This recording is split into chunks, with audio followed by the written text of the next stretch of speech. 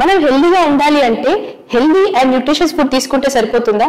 మనం తీసుకున్న ఫుడ్ సరిగ్గా డైజెస్ట్ అవ్వాలి అన్నా, ప్రాపర్ గా అబ్జర్వ్ అవ్వాలి అన్నా కూడా మన లైఫ్ స్టైల్లో కొన్ని హ్యాబిట్స్ అనేవి అలవాటు చేసుకోవాలి. Hey guys, this is dietitian Kiranmayi. ఈ రోజు మనం ఫుడ్ హ్యాబిట్ మిస్టేక్స్ గురించి తెలుసుకుందాం. జనరల్లీ మనకి ఫుడ్ తీసుకునే ముందు, తీసుకున్న తర్వాత వాటర్ తీసుకోవడం లేదా నిద్రపోవడం ఇలాంటి అలవాట్లు ఉంటాయి. ఈ అలవాట్ల వల్ల కూడా డైజెషన్ అనేది డిస్టర్బ్ అవుతుంది. అలాగే తినడానికి ముందు లేదా తిన్న తర్వాత ఫ్రూట్స్ తీసుకునే అలవాటు ఉంటుంది. ఇలా తీసుకోవడం వల్ల కూడా డైజెషన్ స్లో అవుతుంది అండ్ బ్లోటింగ్ అయ్యే ఛాన్సెస్ ఉంటాయి. సో ఇలా కాకుండా తినడానికి 2 hours బిఫోర్ లేదా 2 hours ఆఫ్టర్ ఫ్రూట్స్ తీసుకోవడం వల్ల డైజెషన్ కరెక్ట్ గా ఉంటుంది. And next one is T. Food తీసుకునే ముందు అండ్ ఫుడ్ తో పాటు టీ తీసుకునే అలవాటు ఉంటుంది. టీకి అసిడిక్ నేచర్ ఉండడం వల్ల డైజెషన్ అనేది చాలా స్లో అవుతుంది అండ్ న్యూట్రియంట్స్ కూడా అబ్జర్వ్ అవ్వకుండా చేస్తుంది. సో అలా కాకుండా మనం తీసుకునే మెయిన్ మీల్ కి టీకి 3 to 4 hours ఆఫ్ గ్యాప్ అనేది తప్పకుండా ఉండాలి. నెక్స్ట్ వన్, చాలా మందికి మీల్ తీసుకునేటప్పుడు వాటర్ ఎక్కువ తీసుకునే అలవాటు ఉంటుంది అండ్ మీల్ మధ్యలో కూడా వాటర్ తీసుకుంటూ ఉంటారు. ఇలా చేయడం వల్ల మన స్టమక్ లో ఉన్న యాసిడ్స్ అన్ని కూడా డైల్యూట్ అవుతాయి. అలా అవ్వడం వల్ల డైజెషన్ స్లో అయిపోతుంది. సో ఎప్పుడు కానీ తినడానికి 1/2 hour ముందు, తిన్న తర్వాత 2 hours గ్యాప్ తప్పకుండా ఇవ్వాలి. ఇలా చేయడం వల్ల డైజెషన్ అనేది బాగుంటుంది.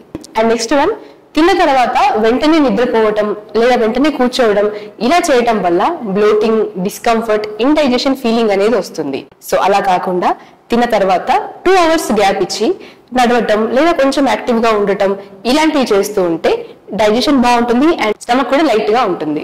నెక్స్ట్ వన్, ఎప్పుడు కానీ తిన్న తర్వాత లెఫ్ట్ సైడ్ లో నిద్రపోవాలి. చాలా మంది రైట్ సైడ్ లో నిద్రపోతూ ఉంటారు. ఇలా చేయడం వల్ల గ్యాస్ట్రిక్ రిఫ్లక్స్ అనేది అవుతూ ఉంటుంది. సో అలా అవ్వద్దు అంటే లెఫ్ట్ సైడ్ నిద్రపోవాలి. ఎందుకంటే మన బాడీలో స్టమక్ అనేది లెఫ్ట్ సైడ్ ఉంటుంది. దీని వల్ల గ్యాస్ట్రిక్ రిఫ్లక్స్ ఛాన్సెస్ చాలా తక్కువగా ఉంటాయి. మీ డైజెషన్ ఇంకా ఇంప్రూవ్ అవ్వాలి అన్నా, తీసుకున్న ఫుడ్ కరెక్ట్ గా అబ్జర్వ్ అవ్వాలి అన్నా ఈ ఆసనాస్ ట్రై చేయండి. వజ్రాసన.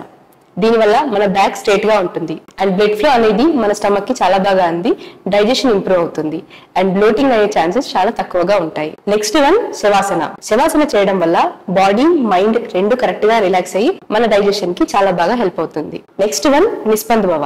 ఇది చేయడం వల్ల మన బాడీకి, మైండ్ కి మంచి రిలాక్సేషన్ దొరుకుతుంది. దీనివల్ల గట్ హెల్త్ కూడా చాలా బాగుంటుంది. Lastly, eating mindfully. అంటే మనం తీసుకునే ఫుడ్ టీవీ చూస్తూ, మొబైల్ చూస్తూ తీసుకోకుండా మంచి కాన్సన్ట్రేషన్ తో మనం తీసుకునే ఫుడ్ ని ఎంజాయ్ చేస్తూ తీసుకోవాలి. సో గైస్, నెక్స్ట్ టైం ఈ మిస్టేక్స్ చేయకుండా మీ లైఫ్ స్టైల్లో ఈ చిన్న హ్యాబిట్స్ మీరు ఇంక్లూడ్ చేసుకొని ఫుడ్ ని ఎంజాయ్ చేస్తూ తీసుకోండి. For more informative videos, do like, share and subscribe FitIQ.Smartly Fit.